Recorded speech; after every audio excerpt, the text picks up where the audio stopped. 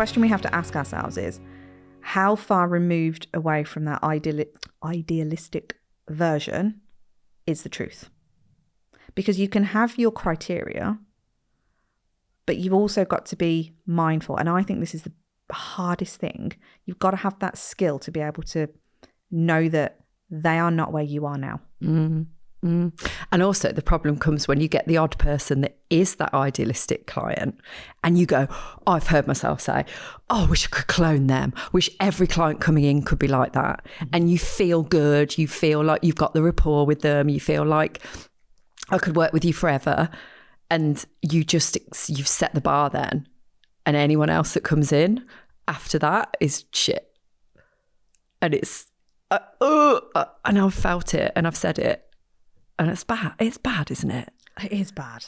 But you don't know you're doing it. You're not doing it intentionally. No, there's never an intention. Like, I love people and I would never have done that intentionally, but I did do it. I got swept away with, you know, like when you're around other people that's saying those kinds of things and you're like, yes.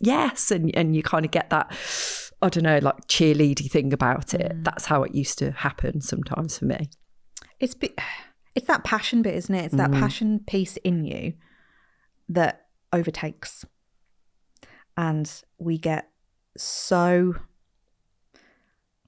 we don't realise we're doing it, but by doing all of this stuff, we are damaging our business. It's detrimental. It's detrimental to the business. It's detrimental to the people. We really, this might sound harsh, you're failing the people if you don't meet them where they're at and you don't acknowledge that their knowledge level is very different to yours. And so they're only saying the things they're hearing. Like, we're putting out this stuff somehow, somewhere, and they're only picking up on it. And we're doing nothing to change that, really, because all we're doing is judging them.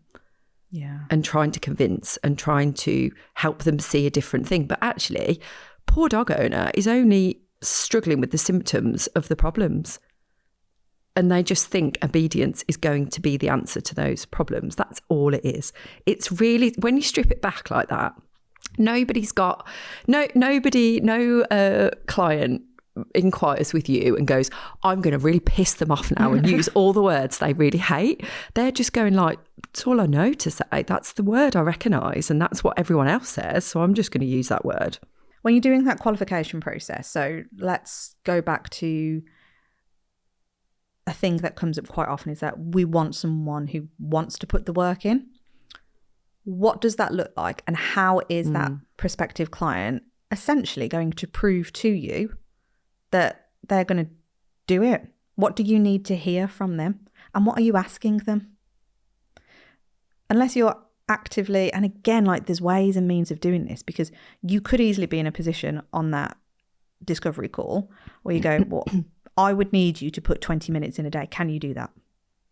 Well, immediately it's a closed question. So you're going to put somebody's back up and they'll go like, yeah, I can do it. Okay, great. Because that's what's needed. Okay. And it can be a little bit fearful. There's the pressure there straight away. There is that pressure.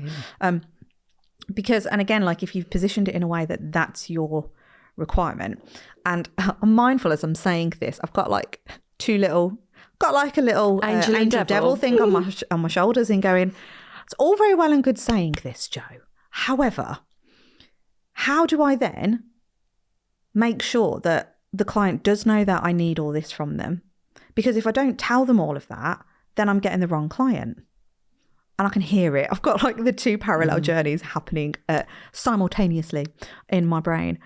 And it is through just experience, I suppose, of just doing it and realising it and learning. Well, the same way that we learn about dog behaviour, I know so much more now, but of course I do. I'm 14 years into my dog training journey.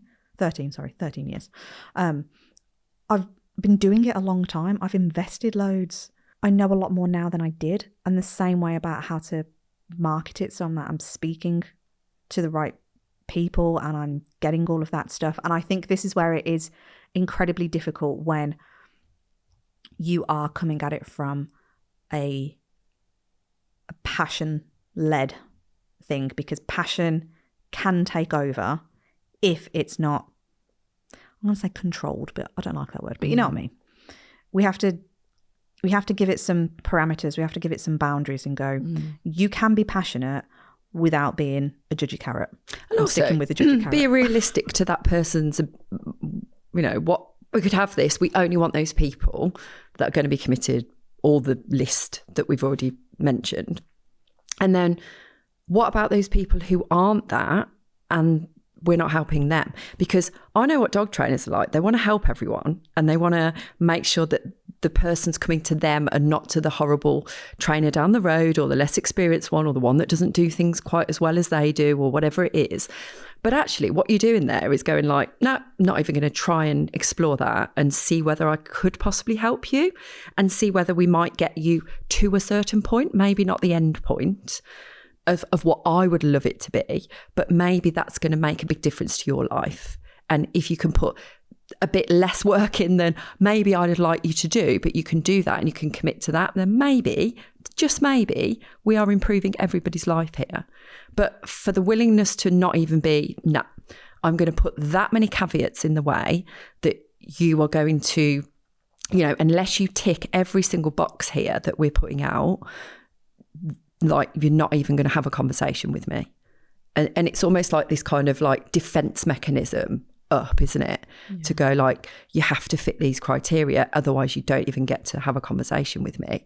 And I just think a dog owner is still a human. It's a person. It's a conversation to be had. You won't know till you talk to them. And we're like strong believers in that, treating people like individuals and not lumping them together just because they've used a word that we don't like and it's got us feeling a bit icky inside about it. But I also understand that is a difficult thing to do as well, because it is hard to detach. It is hard to put yourself, and I don't mean put yourself in their position wholly. I just mean like take yourself out of it a minute and just look at that person like they're just a human coming towards you for some help and support.